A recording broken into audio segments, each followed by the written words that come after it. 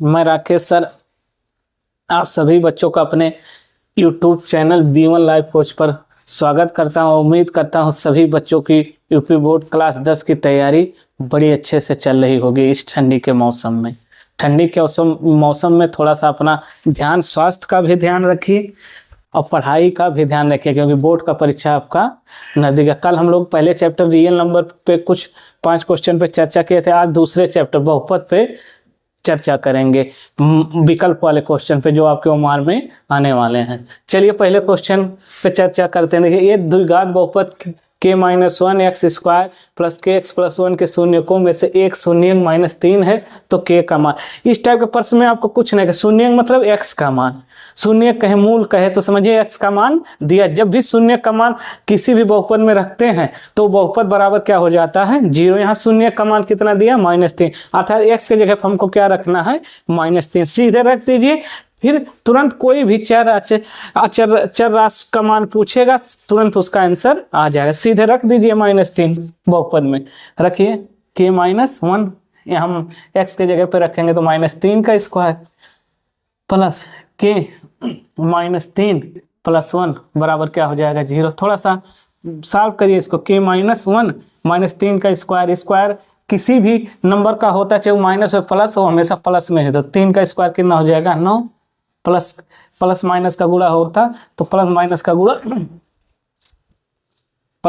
का गुणा माइनस होता है, तो -3k + 1 बराबर 0। अब इस 9 का अंदर गुणा कर दीजिए, तो 9k - 9 और -3k + 1 बराबर 0। k वाला 1 सा 9k में से 3k जाएगा 6k, 9 का गुणा कर, यहाँ 9 आएगा गुणा कर 9, 9k में से 3k जाएगा 6k, -9 में से 1 जाएगा तो कितना बचेगा, -8 बराबर 0। बस कुछ नहीं, चर को एक तरफ, 6k उधर जाके क्या हो जाएगा, 8 प्लस, तो k बराबर क्या हो जाएगा, 8/3 का 8/6 हो जाएगा। काटिए मारकर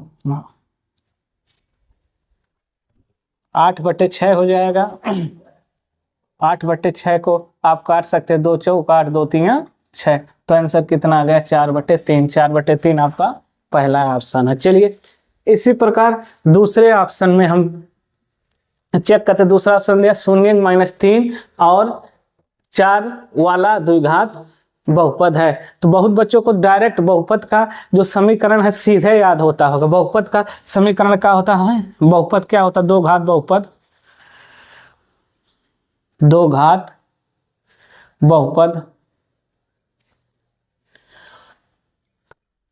x² - अल्फा धन beta into x plus alpha into beta. अब इसी पे मान ले, देखिए द्विघात बहुपद के शून्य दिए हैं, अर्थात अल्फा बीटा का मान दिया गया। अल्फा के जगह पे -3 और बीटा के जगह पे 4 रख दीजिए, तुरंत आंसर। x² - अल्फा के जगह पे -3 और बीटा के जगह +4। यहाँ प्लस माइनस का गुणा होगा, अल्फा के जगह पे प्लस माइनस का गुणा होकर कितना हो जाएगा, -3 गुणे कितना हो जाएगा, 4। बस इसी को सॉल्व कर लीजिए। x², 4 में से 3 जाएगा, 1 माइनस, यहाँ x होता है बेटा, 4 में से 3 जाएगा, कितना आ जाएगा, x, और यहाँ माइनस का गुणा होकर कितना हो जाएगा, -x, और -4 दिया कितना हो जाएगा, 12।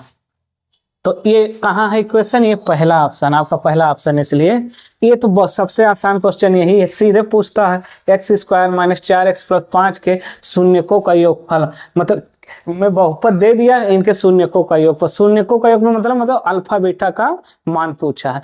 तो शून्यकों का योग, सबसे पहले इसमें काम क्या करते हैं, तुलना कर लेते हैं। तुरंत तुलना करिए द्विघात बहुपद से, तुलना करिए। बहुपद ax² + bx + c से तुलना करने पर, तुलना करेंगे तो a का मान 1, b का मान बेटा माइनस चिन्ह लिखा जाता है, b का मान -4 और c का मान मतलब माइनस चिन्ह हमेशा लिखा जाएगा। तुलना तो प्लस चिन्ह में सिर्फ नंबर लिखे जाएंगे। या पद। तो मूलों का योगफल क्या होता है, योगफल अल्फा धन बीटा बराबर माइनस बी अपान ए।